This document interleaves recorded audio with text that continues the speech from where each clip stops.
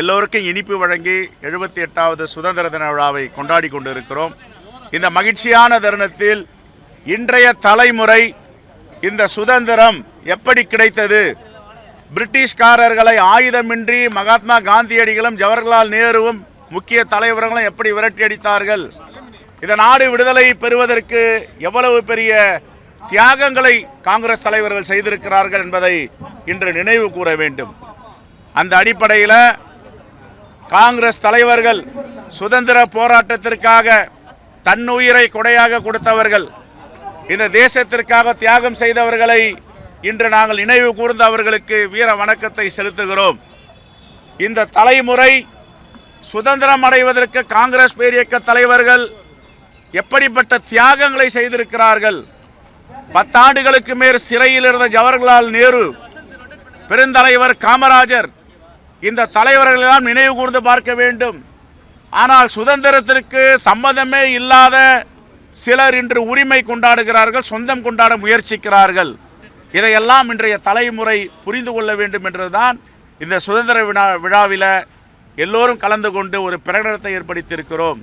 மகாத்மா காந்தியடிகளும் ஜவஹர்லால் நேரு அவர்களும் தேசிய தலைவர்களும் தமிழ்நாட்டில் பெருந்தலைவர் காமராஜர், கக்கன் போன்றவர்களும் தியாகசீலர்களாக இருந்து சுதந்திரத்திற்காக பாடுபட்டு தன்னுயிரை நீர்த்திருக்கிறார்கள்.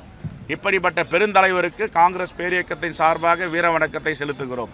நாடு சுதந்திரம் அடையும் போது ஒரு குண்டூசி தயாரிப்பதற்கு கூட வாய்ப்பில்லை, அப்படித்தான் பிரிட்டிஷ்காரர்கள் ஒப்படைத்தார்கள்.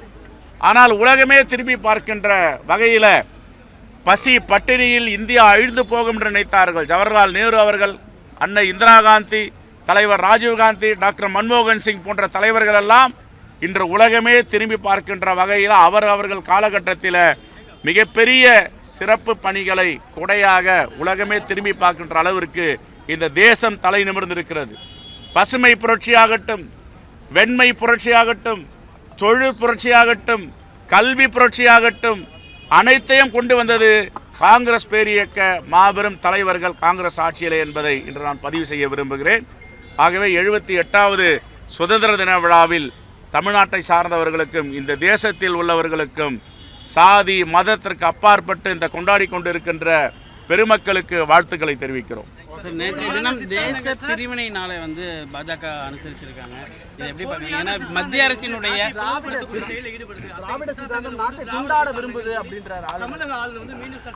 போலி சித்தாந்தம் என்பது பாஜகவும் RSS வைத்திருக்கின்ற சித்தாந்தம். பாஜகவும் RSSக்கும் என்ன சித்தாந்தம் இருக்கு? முதலில் நாம் எல்லோரும் அனைவரும் இந்த தேசத்தின் மக்கள் என்று சொல்ல முடியுமா?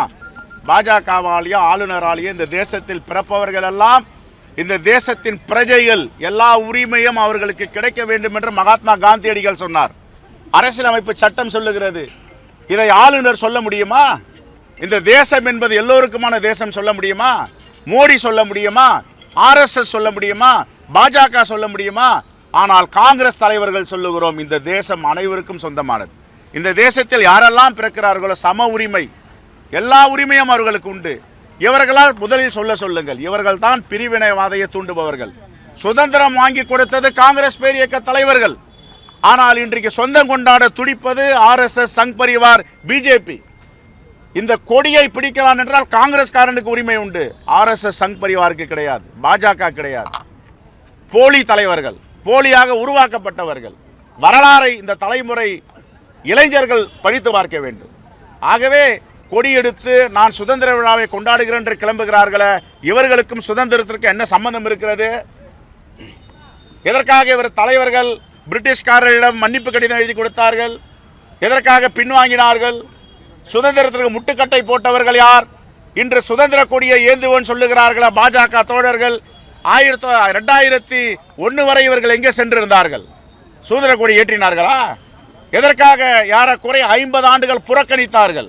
இதற்கெல்லாம் பதில் சொல்ல வேண்டும். ஆகவே பிரிவினைவாதிகள் இவர்கள் தானே தவிர மற்றவர்கள் இல்லை. இருப்பிடம் மொழியை வச்சும் பிரிவினைவாதம் இருக்கு அப்படின்றார். இருப்பிடம் மொழியை வச்சு பிரிவினைவாதத்தை உண்டாக்க உலகத்திலேயே மூத்த மொழி தமிழ் மொழி, உலகத்துக்கே வழிகாட்டுகின்ற மொழி தமிழ் மொழி. இன்று கீழடி அகழ்வாராய்ச்சி ஆகட்டும், தாமிரபரணி வரலாறாகட்டும், இதெல்லாம் சொல்லுகிறது மூத்த மொழி என்று. தமிழை பிடிக்காத ஆளுநர், தமிழை பிடிக்காத ஒன்றிய அரசு தலைவர்கள், இவர்கள் இப்படித்தான் பேசுவார்கள். முதலில் தமிழை படிக்க வேண்டும், தமிழ் வரலாறை படிக்க வேண்டும். பாதகம் செய்பவரை கண்டால் நாம் பயங்கொள்ளலாகாது பாப்பா, மோதி மிதித்து விடு பாப்பா, அவர் முகத்தில் உமிழ்ந்து விடு பாப்பா. அண்மை செய்திகளை உடனுக்குடன் தெரிந்து கொள்ள இணைந்திருங்கள் இயம்நாடு தொலைக்காட்சியுடன்.